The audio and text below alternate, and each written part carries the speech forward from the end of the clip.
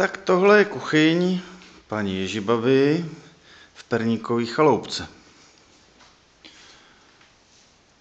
Takovouhle tady máme dřevěnýho vojáka, super moderní troubu, to aby ta práce rychleji odsejpala.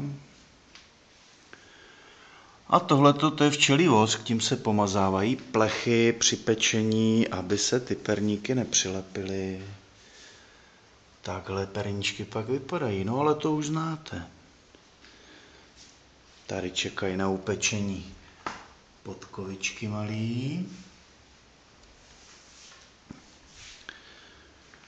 No a tady na tomhletom vále, tady se vytlačuje jeden perník za druhým. No a tady mám takovouhle hromadu všelijakých formiček, z kterých se právě ty perníčky dělají.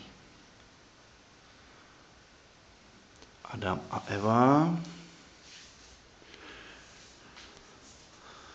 No a to, když mám chuť na kafe, tak si uvařím kafe do takového nějakého hrnka pěkného. No a tady mám dlátka a tady zase dělám formy.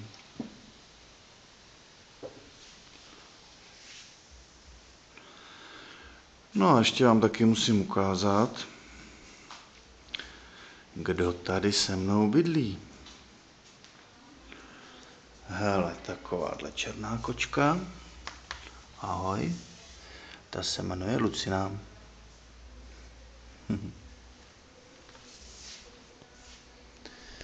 Tak se můžete někdy přijet podívat do chaloupky. Tak ahoj.